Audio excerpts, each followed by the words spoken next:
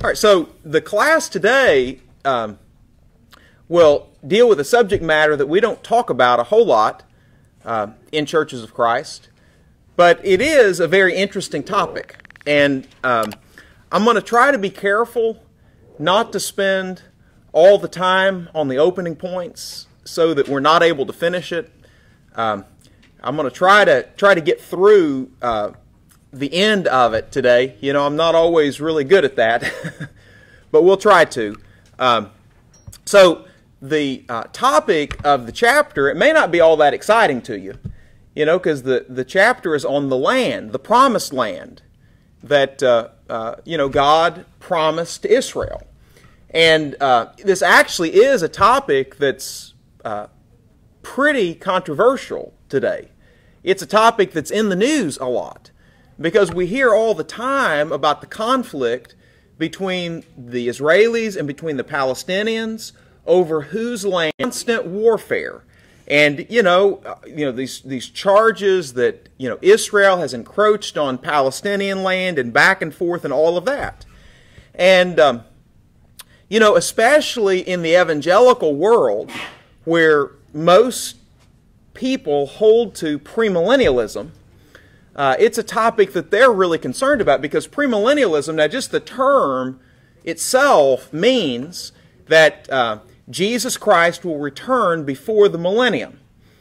But anyway, the millennium, as premillennialists envision it, and especially when I say premillennialists, there are several varieties, but I'm speaking primarily of the dispensational variety, and that's not the historic kind, but the dispensational kind, and that's what we see most of.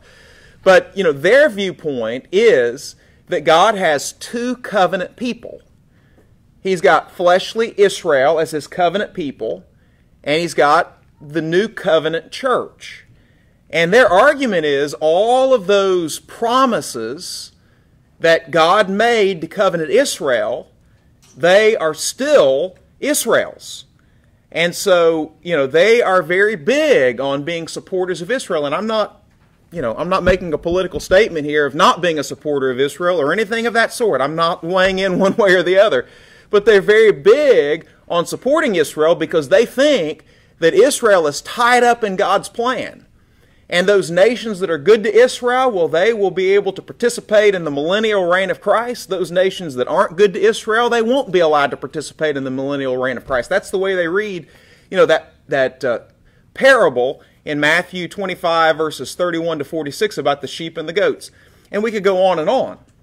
But they're just so interested in what is happening with Israel. So let's think about the land promise that God made to Israel.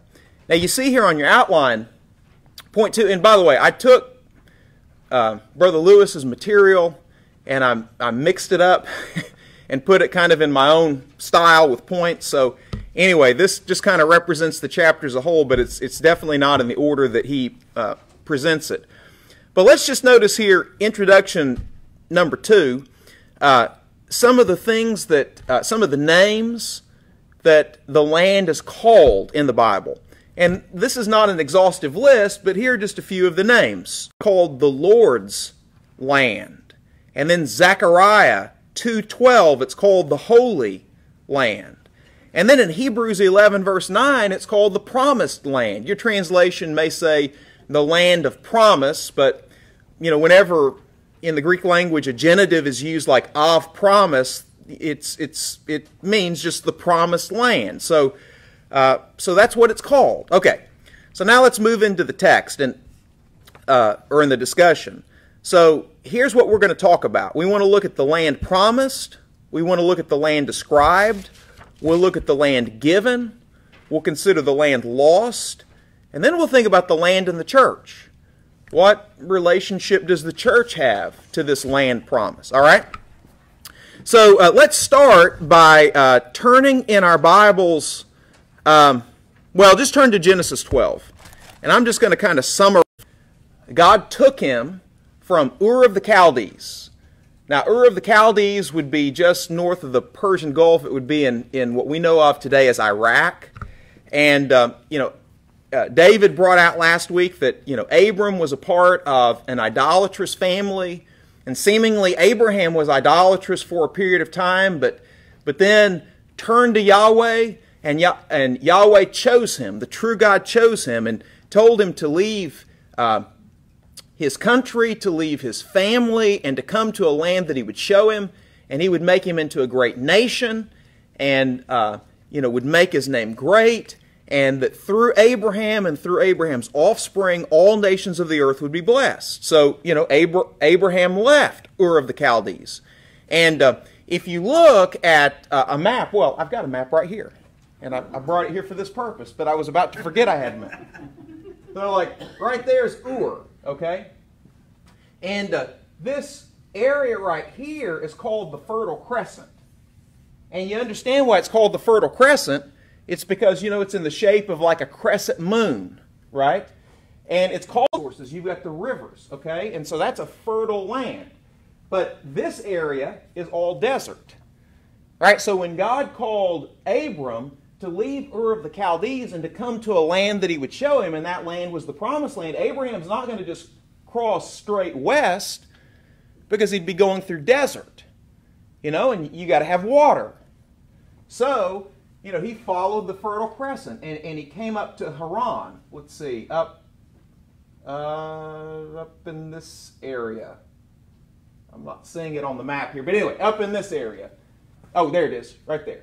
He came up to Haran, and of course, he stayed there until his father died, and then came on down into the Promised Land, all right? So at the time, and we'll notice this from Genesis chapter 15, at the time that Abraham came into the Promised Land, there were nations dwelling in it. In Deuteronomy, those are constantly referred to as the 7 nations, or several times they're referred to as the 7 nations. Sometimes they're just referred to as Canaanites, sometimes they're referred to as Amorites, sometimes there's a technical distinction between Canaanites and Amorites, but at any rate, Abraham left Ur, he came over into the Promised Land, other nations are dwelling there, but God is going to promise that land to Abraham. All right, so let's read some of those. Chapter 12, let's look at verse 7. Genesis 12:7. The Lord appeared to Abram and said, "To your offspring I will give this land." And then Abraham built an altar, God, for that promise. But now notice, to your offspring I'll give this land. Okay, now he's going to make the promise again. Whenever Abraham becomes, David pointed out that Abraham was partially obedient to the initial call because he left his land, but he didn't leave his family behind. And finally, when God gets Abraham fully separated from his family in Genesis chapter 13, the separation from Lot, God is going to renew this land promise to Abraham. So look at Genesis 13, and let's pick up in verse 14.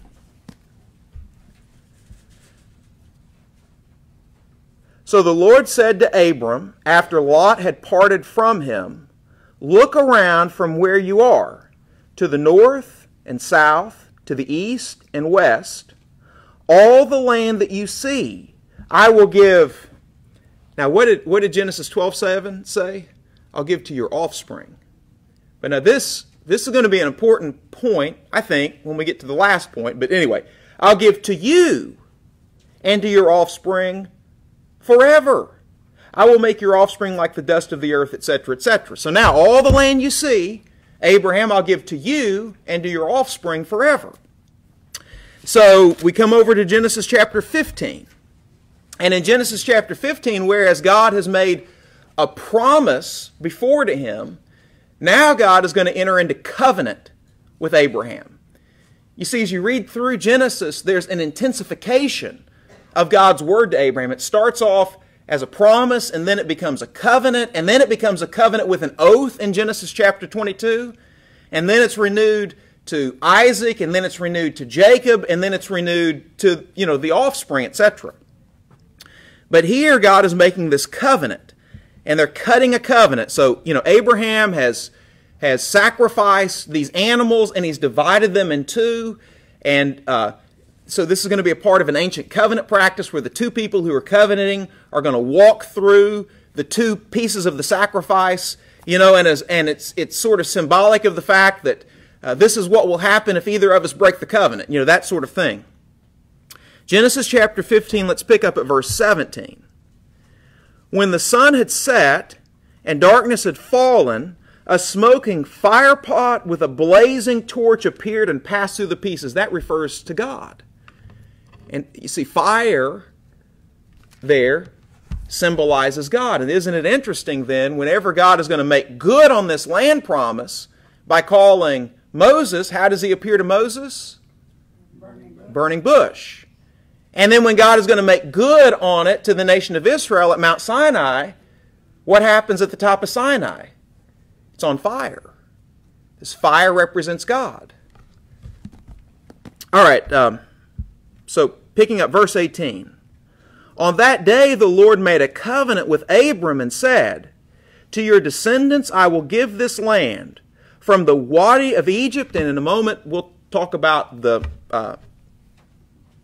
borders of the land and so forth, from the Wadi of Egypt to the great river, the Euphrates, the land of the Kenites, Kenizzites, Cadmonites, Hittites, Perizzites, Rephaites, Amorites, Canaanites, Girgashites, Jebusites, termites. Sorry. You kind of expect that, don't you? It's not there. But anyway, that land those people were living in, that's going to be given to Abraham's offspring by covenant. And then, we could just keep on going through these particular passages. Whenever, circumcision is given as a seal of the covenant, Genesis chapter 17, the promise is made again. And you just keep on going through. So at that point, let's leave Roman numeral 1 and let's move on to Roman numeral 2. All right, so let's think about the land described. All right, we just read about the land extending from the Wadi of Egypt, from the river of Egypt to the Euphrates. We've got in several passages descriptions of the extent of the land. So let's just talk about that boundary stated in Genesis chapter 15, from the Wadi of Egypt to the Euphrates. And it's here, letter A, or number 1, I should say. I need to pull it together. You'd think I hadn't looked at this before I came in here. Let's look at number 1 under A, under Roman numeral 2. So the Wadi of Egypt that you read about in the NIV is technically called the Wadi al-Arish. And it's this little stream right here that you see represented on the map. And it's just usually a dry bed, kind of a creek type thing. That's it. And then, so that's the kind of the southern and the western extent. But then the Euphrates, you see it up here on the map, the river Euphrates. So we're told that all this land from the Wadi of Egypt to the Euphrates, that land would belong to Abraham and Abraham's offspring. And we see that that's fulfilled. You see it in the time of Solomon. Look at 1 Kings chapter 4. 1 Kings chapter 4.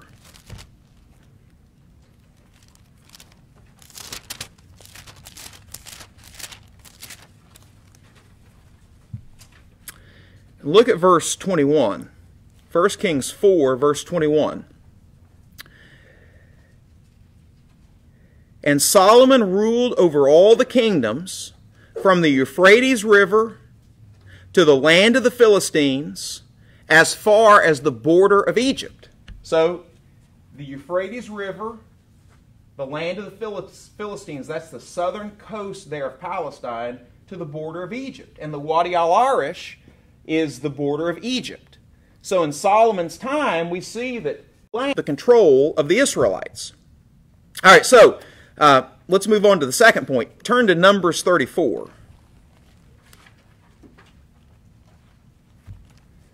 Well, and I may not read through all of this text. So in Numbers 34, you see the northern, southern, western, and eastern border of, the promised land described. So the southern border, let me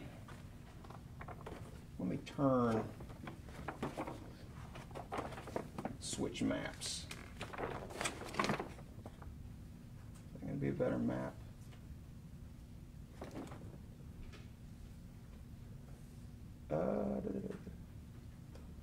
Well, this is good enough. We'll just stay here. All right, so the southern border, which is described first, it starts at the Dead Sea. So you can hardly see it here, but that's the Dead Sea. On this map, it's better. Right there, there's the Dead Sea. You see? And that's the lowest spot on Earth, over 1,300 feet below sea level. And you know the reason why it's called the Dead Sea? It's because the salt content of it is so great that there's no life in the sea. So it's not a place to go fishing. You're out of luck if you're a fisherman and you live at the Dead Sea. And it's actually a sea that you can't sink in because of the salt content. But anyway, it extends from the Dead Sea, and then it's described as going south of Kadesh Barnea. And remember, Kadesh Barnea, when Israel left Mount Sinai after the covenant was made, and they made their way up, they went to Kadesh Barnea, and that's where the spies were sent out. That's where the Israelites refused because of unbelief to go in and conquer the land. But it runs south of Kadesh Barnea, and then it comes to the Wadi al-Arish and goes out at the Mediterranean Sea. So that's the southern border. And then you've got the western border, and that's the Mediterranean Sea. And, by the way, do you know what Mediterranean means? Medi means middle, Terranean, earth, Middle Earth. Anyway, that's what it's called. That was the perspective of the people, in that day. So anyway, the Mediterranean Sea is the western border. And then we've got the northern border. So it starts here at the Mediterranean Sea, and then we're told that it runs to Lebo Hamath, the entrance of Hamath. Lebo means entrance, so Hamath. So there it runs to there, and then goes down to the south. Well, of course, we understand at one point it went all the way to the Euphrates River, but as described in Numbers 34, then it goes down, you see, to this area where ultimately you go to the Sea of Galilee, then along the Jordan River and to the Dead Sea. So that's of course the eastern border, as described in Numbers 34. So you see, it's not quite as great of an extent described in Numbers 34 as was promised in Genesis chapter 15, and which it achieved in the time of Solomon when it went to the Euphrates River. We've got some of the regions of the Promised Land described in passages like Deuteronomy 1. Turn to Deuteronomy 1. I think that's going to be the...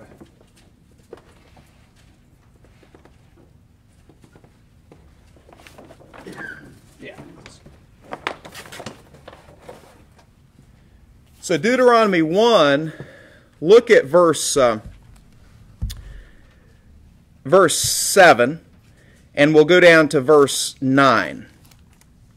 Now, of course, Deuteronomy consists of 3 sermons and then some additional material at the end that took place just in the closing months of Moses' life, actually the last month of Moses' life, before he died and Joshua took over and they entered into the Promised Land.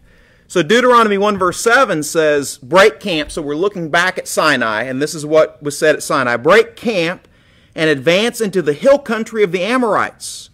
Go to all the neighboring peoples in the Arabah, in the mountains, in the western foothills, in the Negev, and along the coast, to the land of the Canaanites and to Lebanon, as far as the great river Euphrates. See, I have given this land. Go in, take possession of the land the Lord swore that he would give to your fathers, to Abraham, Isaac, and Jacob, and to their descendants after them. So you just look at those. The Arabah. What's the Arabah? Well, that's this rift valley right here that you see the Dead Sea in. So that's the Arabah. And then after the Arabah, we're told the mountains. That would be this area just to the west of the Arabah. That's where, like Jerusalem would be in the mountains. And then, as you're making your way to the coast, you go from the high, you've got a really low elevation here, because, again, the lowest spot on earth, then you go up in elevation into the mountains, and then you start working down in elevation as you head toward the Mediterranean Sea. So then you go into the western foothills, the Shephelah, your translation may say, and then you've got the coastland, which is the Philistine country. And then we've got described Lebanon, which would be up here to the north, you see, and then to the Euphrates River. So those are the regions of the land described. So, this was a good land. Deuteronomy Deuteronomy 11:17 describes it as the good land. And you remember when God called Moses at the burning bush to lead Israel out of Egypt and to come into the promised land, he called it the land flowing with milk and honey. So this is a productive land. And it's described, its productivity and goodness is described in Deuteronomy 11. So let's read Deuteronomy 11, verses 8 through 12.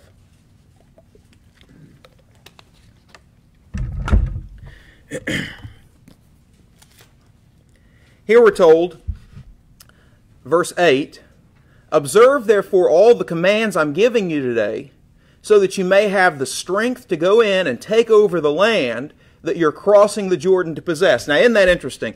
Not eat your Wheaties so that you have the strength to go in. Not, get a good night's rest so you have the strength to go in. It's obey my commands, because their strength is in the Lord. They're only strong as long as they obey the Lord. So obey my commands so you have the strength to go in and take over the land that you're crossing the Jordan to possess. Because at that time, you remember how Israel was camped here to the east of the Jordan. And you remember they had defeated, Sihon, here, and Og to the north. Anyway. All right, verse 9. "And so that you may live long in the land, the Lord swore to your ancestors." So this will be a point later. Living long in the land was dependent upon their obedience. So this is a conditional promise. The land that the Lord swore to your ancestors to give them and to their descendants, a land flowing with milk and honey. So it would be a land suitable for cattle. And of course, it would be a land in which you've got the honeybee, just a very productive land. The land you're entering to take over is not like the land of Egypt from which you've come out, where you planted your seed and irrigated it by foot in a vegetable garden. Because, Egypt, I'll just lift this up here at this point. I mean, Egypt, what do you have here in Egypt? Desert. This is all desert. But if you were to look at a map of Egypt by night, where you just see the lights of the towns and everything, you would see the lights running right down that way. That's where civilization is. It's along the Nile River. The nation of Egypt is referred to as the gift of the Nile, because civilization is dependent upon being able to grow crops and that sort of thing. And this land around the Nile River was very productive land, because the Nile would flood every year. But, in order to grow your crops, it was dependent upon this artificial irrigation and things of that sort as well.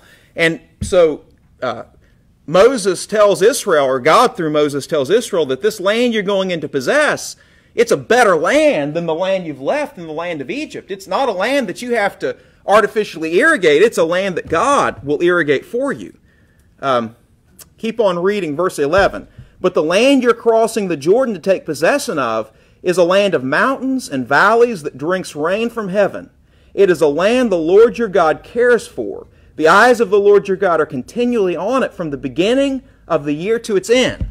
The idea is from the beginning of the planting season to the end of the year when you reap the harvest. God is constantly looking at this land. So it is a land of milk and honey. All right, so let's move to the third point. Let's think about the land given. By the way, what time is it? 3 minutes till 10. Okay, so we got 18 minutes. Okay. So I'll limit the verses here that we look at. So during the lifetime of Abraham, Isaac, and Jacob, they did not receive the land.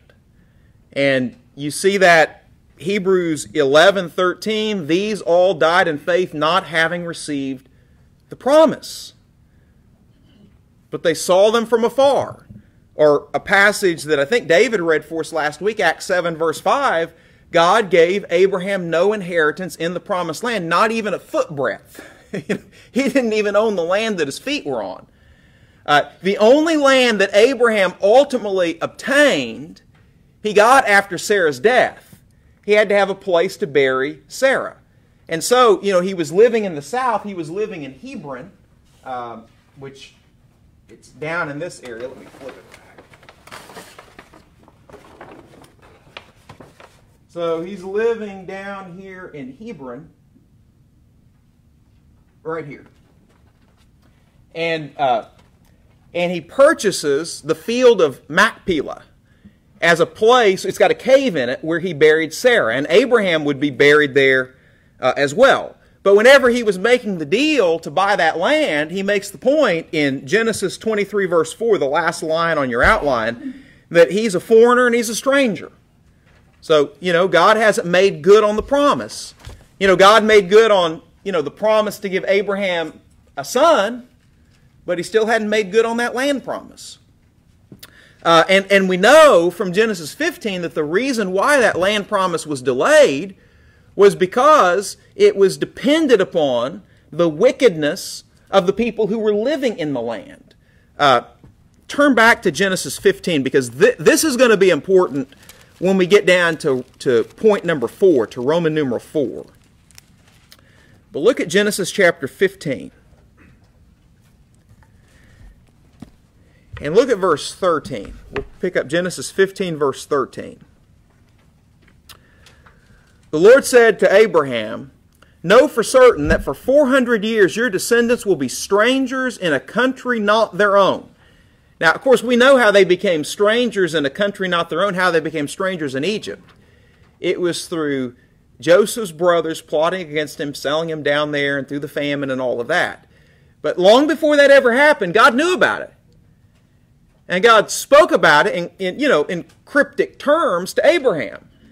And so that's why Joseph was able to say, "You meant evil against me, but God meant it for good." God was working in all this. And that they will be enslaved and mistreated there.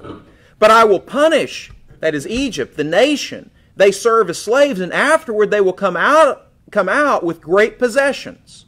You, however, will go to your ancestors in peace and be buried at a good old age. 175, actually. Verse 16. In the 4th generation, which that's an interesting concept, but we don't have time to explore it. In the 4th generation, your descendants will come back here, for the sin of the Amorites has not reached its full measure. So the Amorites are living in the land, and they're sinful, and God has judged some of the very sinful inhabitants of the land. Think Sodom and Gomorrah. But they were more sinful than the other sinners in the land.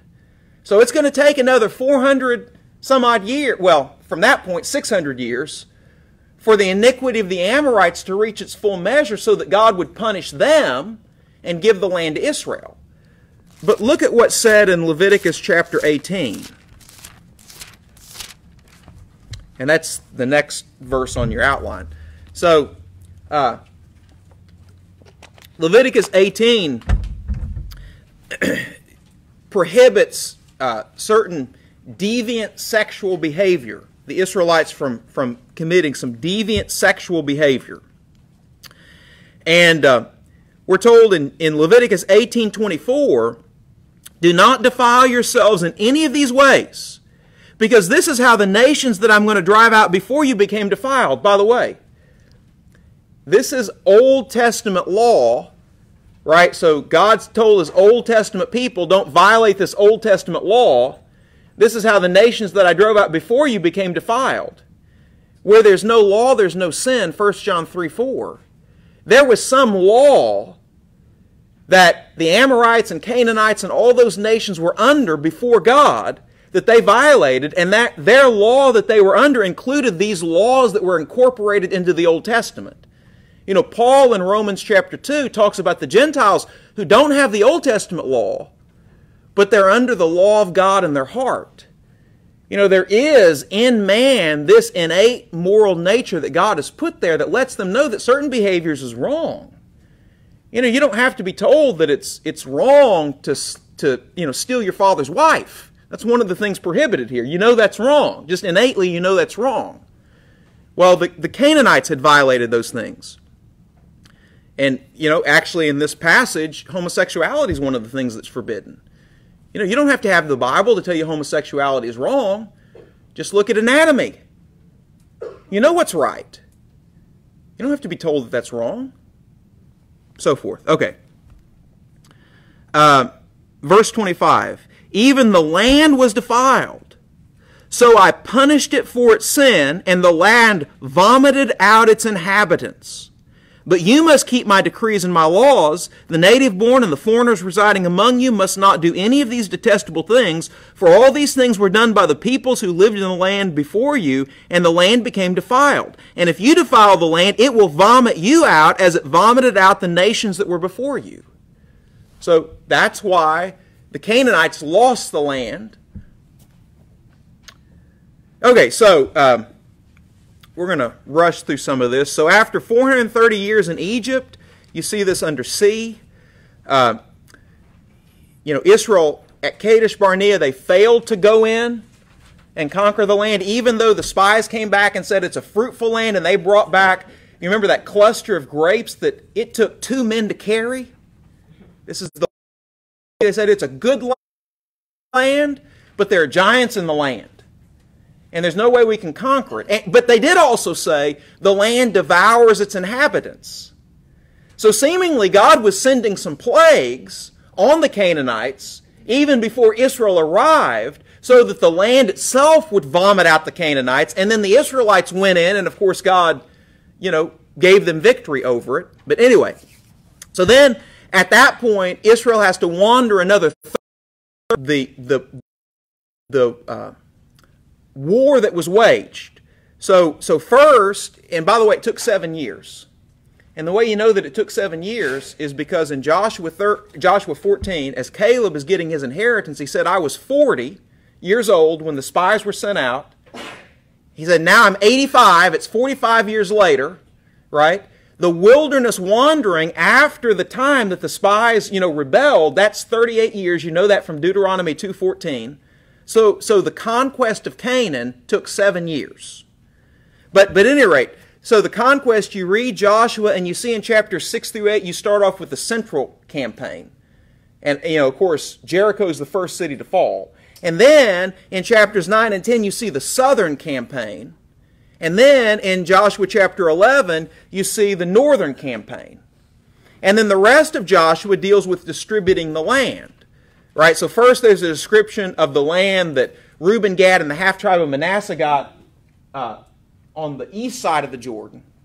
And then Judah gets territory, then Ephraim and Manasseh get territory, and then they go to Shiloh, and the other tribes get territory beginning in chapter 18.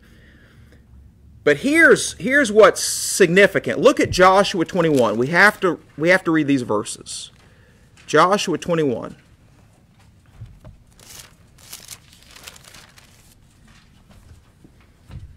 There's no way I can get through this. Joshua 21, let's pick up in verse 43. So the Lord gave Israel all the land he had sworn to give their ancestors, and they took possession of it and settled there. The Lord gave them rest on every side, just as he had sworn to their ancestors. Not one of their enemies withstood them, and the Lord gave all their enemies into their hands. Not one of the Lord's good promises to Israel failed. Every one was fulfilled. So, that land promise, the physical fulfillment of it, as it related to the Old Covenant people, that was fulfilled. Now, that's important whenever you discuss with a premillennialist who says, listen, we know that we need to be concerned about Israel and the land. We know that those promises still apply to physical Israel today because God never fulfilled them in the Old Testament. They never got it all. Well, just show them this. This says God's promise didn't fail. God gave them all the land. All right, but then point number 4, the land's lost. Now, we've already noticed some of the passages. Genesis 13:15, God promised to give the land to Abraham and to his offspring forever.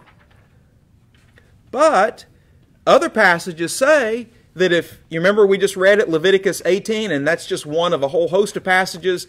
If you commit the sins that the Canaanites before you committed, the land will vomit you out just as it vomited them out. And over you have these commands. Remember in Deuteronomy 11 we read, keep these commandments so that you might live long in the land. I mean, the fourth commandment of the 10 Commandments is honor your father and mother, that it might be well with you and that you might live long on the land the Lord your God's given you. It's a conditional promise, right? Well, we know the story of Israel. Israel sinned. And as a result of their sin, the land vomited them out. And here under C, the northern kingdom of Israel lost the land in 722. You know, when they just had idolatrous king after idolatrous king, and they were given to all the idolatry, the worship of the calves and the worship of Baal and the worship of other things, Assyria took them away, deported them to another land. And then the southern kingdom of Judah, about 150 years later, in 586 BC, they sinned, and the Babylonians came in and took them away. Now, D, after a 70-year Babylonian exile, the Jews began to return to the land in fulfillment of Deuteronomy 30 verses 1 to 10. And, you know, you had the first return under Ezra in 536 BC. You had the second return, I'm sorry, I said Ezra, it's recorded in Ezra. Under Zerubbabel in 536 BC, you had the second return under Ezra in 456 BC, 456, 457. And then you had the third return under Nehemiah when the walls of Jerusalem were rebuilt in 444 BC. Okay, well, what about today? And that was the bell? That was the warning bell. Okay. So what can I say?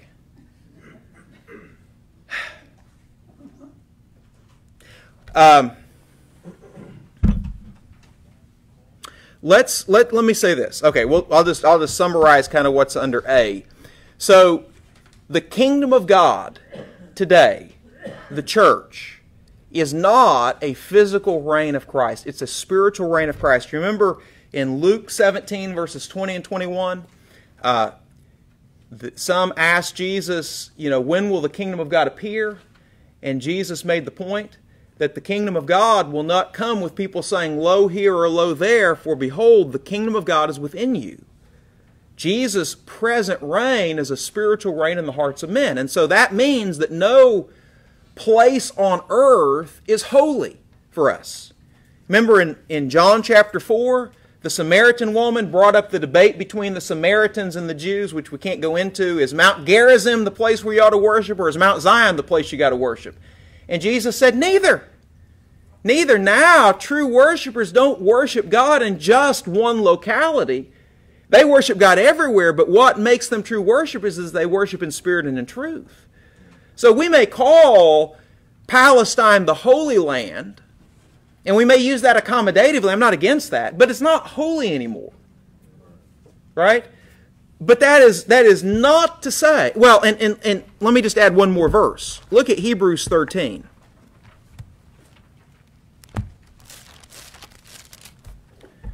And look at verse 14.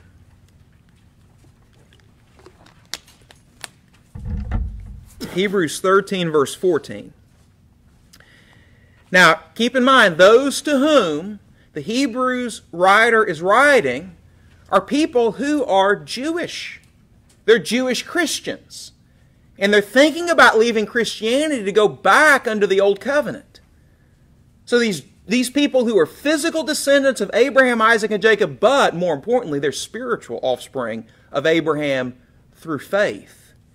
Here's what the Hebrews writer says, for here we, and as best as we know, the Hebrews writer was a Jew. We don't know who he was, but the way that he speaks here, there's a good chance he was a Jew. For we do not have an enduring city, but we're looking for the city that is to come. And I left out an important word for here. That's an important word for here. We do not have an enduring city, but we look for one to come. So, the physical fulfillment of the land promise, it is no longer available. Not to Israel, not to the church. But is that to say that the land promise is irrelevant? Well, I would say no. And I don't have time to really defend this, but look at Galatians 3. You know, the argument of Galatians 3 is that God made promise to Abraham, and then after the promises to Abraham, God added the old covenant after that. And the old covenant is like a codicil added to a will.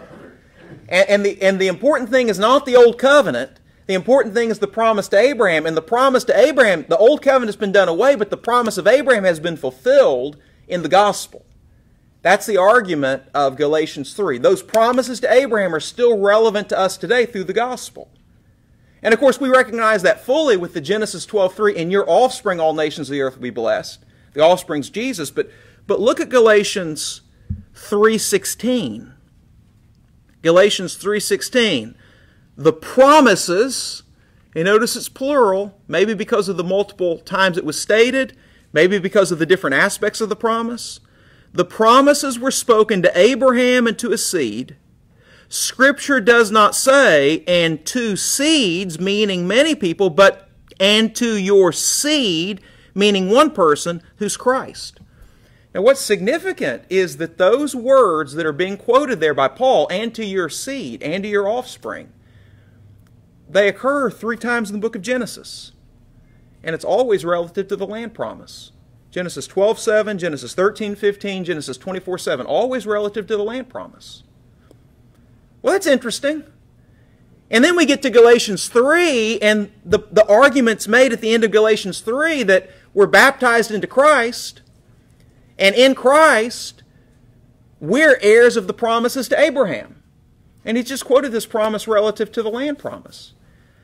And then you read, like in the book of Romans, Romans 4 and verse 13, that, you know, God didn't promise the world to Abraham through the law, but through faith. Promised the world to Abraham. What? The world? And then you get to thinking, okay, well, what did we read in Genesis 13:15? God said to Abraham, to you and to your offspring I'll give this land. When did Abraham inherit the land?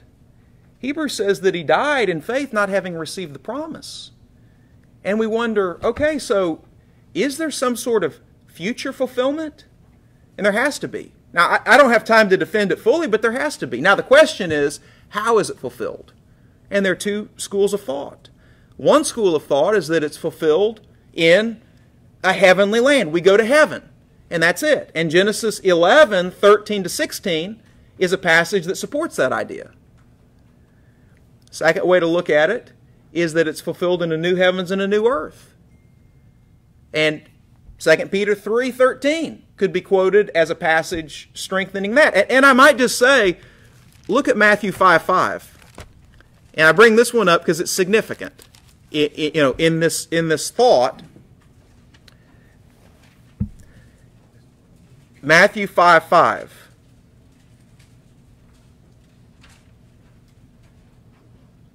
Blessed are the meek, for they shall inherit the earth. Now, if you're familiar with the Old Testament, you know that Jesus is echoing a passage from the Old Testament. He's echoing several statements made in Psalm 37. Psalm 37:11. You know, the meek will inherit the land. Now in Psalm 37, the land is a reference to the promised land. The meek will inherit the promised land. And here Jesus says the meek will inherit the earth. Now that's a promise to Christians. The meek will inherit the earth. And we ask the question, well, when do we inherit the earth? Do we inherit the earth now? I mean, we die and we leave the earth. How do we really inherit the earth? Well, and it's also, don't have time to defend it, but it's also stated in the future tense. I mean, I think there's an argument to be made there. But at any rate, maybe that supports the idea of a new heavens, new earth. But either way, what's clear is that the land promise, the promise that God's people will dwell in a good land, that remains. Now what's open to debate is whether it means the good land is our eternal existence in the third heaven where God is now, or whether it means there's some sense in which heaven comes down after Jesus comes again. And so these land promises, they are still important to God's people today. Any comments? I haven't heard the bell. Any comments or questions? Yeah, when it talks about inheriting the promised land, when it's referring back to Psalm 37:3, is it referring just to the same promised land as it existed before in the Old Testament, or the entire world? So in Psalm 37, it is the promised land. It's the land of Canaan, right? But the question is, when Jesus quotes that, it seems like there would be an expansion, because again, he's quoting that it's relevant to New Covenant Christians, and then you link that up with Romans 4 and maybe the world. But there are other ways to view it.